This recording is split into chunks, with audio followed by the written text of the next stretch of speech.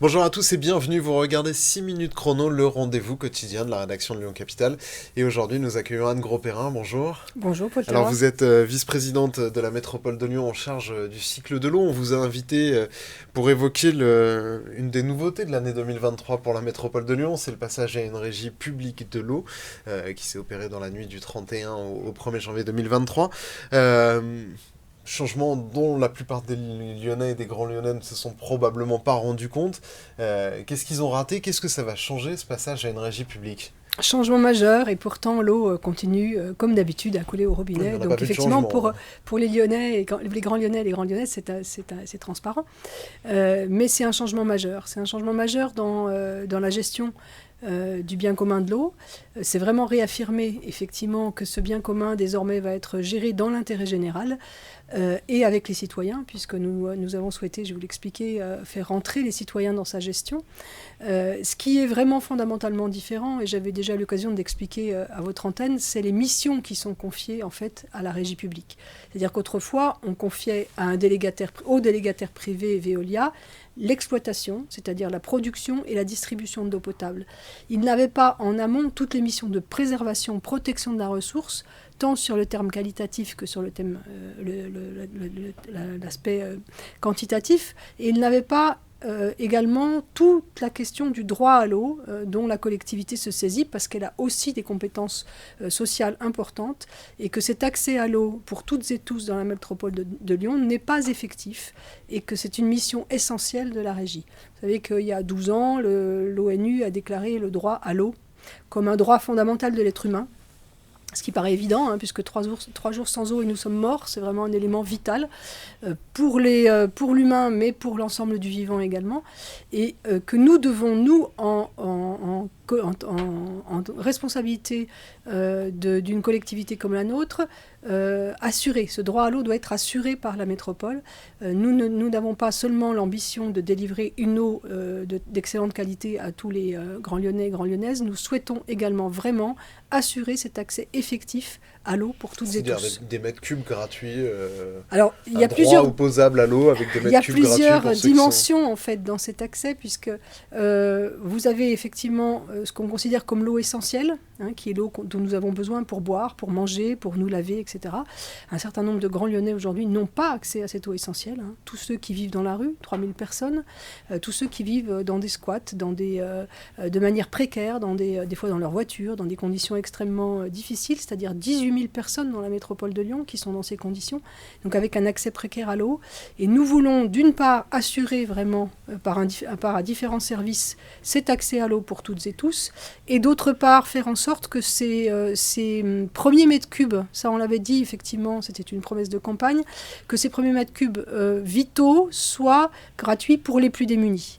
Donc aujourd'hui, ce travail-là n'est pas fait, il va s'engager, hein, la régie va pleinement se saisir de ses missions, à la fois de préservation de la ressource et de droit à l'eau pour toutes et tous, mais il y a tout un travail à faire avec les citoyens de concertation au cours de cette année 2023. L'objectif que vous poursuivez, qui ne pouvait pas forcément être poursuivi par un délégataire privé, c'est que la consommation d'eau diminue dans la métropole de Lyon. Absolument. Vous avez chiffré la diminution. Elle diminue. On voit les Français font par exemple des efforts sur l'énergie, Oui. on voit qu'il y a une diminution de la consommation Ouais. d'électricité. Vous attendez des efforts ou vous allez fermer un petit peu le robinet? On ne va pas fermer le robinet, c'est pas l'objectif. L'objectif, c'est d'embarquer avec nous, les citoyens, dans cette prise de conscience que l'eau est un élément vital, précieux, et qu'il devient rare. Y compris chez nous en France, on l'a vu, cet été 2022 a été éloquent à ce niveau-là, hein, tout le monde a compris. Oui, il y a des territoires où on devait livrer livrer de l'eau en camion citerne, ce qui n'était pas le cas chez nous. 140 villes et villages en France ont été, et certains encore, hein, sont ravitaillés par camion citerne parce qu'il n'y a plus d'eau potable, il n'y a plus d'eau courante. Donc on n'est pas du tout dans cette situation dans la métropole de Lyon, puisqu'on a la chance d'être dans une région où le Rhône nous apporte, via la nappe alluviale du Rhône et donc les sédiments, une eau très pure, très filtrée et en quantité. Néanmoins, elle est en tension malgré tout, cette ressource, et on sait que dans les décennies à venir, on va avoir un véritable problème, puisqu'il va y avoir une baisse très forte des débits d'étiage, une baisse de l'apport glaciaire. On parle d'une baisse de 40% pour le Rhône. On parle d'une baisse jusqu'à 40%. On n'est pas aujourd'hui en mesure de dire très précisément, mais on sait que dans les 30 années à venir, le fleuve va baisser en débit, et qu'il va poser un certain nombre de problèmes, pas seulement pour les alimentations en eau potable. Et du coup, ça va s'appuyer sur quoi? Il y aura des malus pour les gros consommateurs? Alors, là, je ne peux pas préempter l'objet de la concertation qui va avoir lieu tout au long de l'année 2023, puisqu'on a engagé... Il y a un objectif qui est de mettre en place une tarification sociale et environnementale. Et effectivement, la dimension sociale, elle prend en compte l'accès à l'eau des plus démunis, mais également les usages à travers la tarification environnementale, c'est-à-dire on a une qualification des usages et une priorisation des usages à faire ensemble. Et tout ce travail va être fait avec les citoyens. Un citoyen qui prend sa douche un 15 août, pas forcément de malus, un golf qui utilise, c'est normal qu'il paye le même prix au mètre cube qu'un grand lyonnais qui prend sa douche? Il y a des usages, effectivement, qui ne sont pas prioritaires. Entre manger, boire, prendre sa douche et remplir sa piscine, par exemple, on n'est pas du tout dans les mêmes usages prioritaires. Et les usages où il pourrait y avoir des malus, pour vous, ce seraient lesquels, du coup? Piscine? C'est ce qu'on appelle plutôt... c'est pas en qualifiant l'objet, c'est plutôt en qualifiant la quantité des usages qui permet, effectivement, de savoir qu'une consommation moyenne est raisonnable pour les besoins essentiels d'un foyer. C'est à peu près 120 mètres cubes par an pour une famille. Et au-delà, on a l'usage d'une eau qu'on peut qualifier de confort, voire une eau de loisir.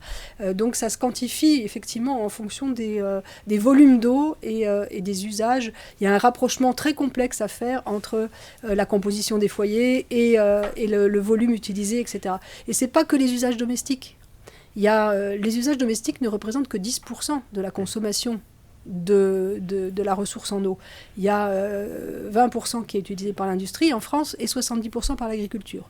Le rapport n'est pas tout à fait le même dans la métropole, parce qu'il y a moins d'agriculture effectivement que dans d'autres territoires, mais néanmoins, c'est ces différents usages qu'il faut considérer. Il faudra partager cette ressource. Et la suite de la concertation, on en fera le compte-rendu régulièrement sur lyoncapital.fr. Merci beaucoup Anne Gros-Perrin d'avoir répondu à notre invitation, à nos questions. Moi, je vous retrouve très bientôt pour une nouvelle édition de 6 minutes chrono. Au revoir.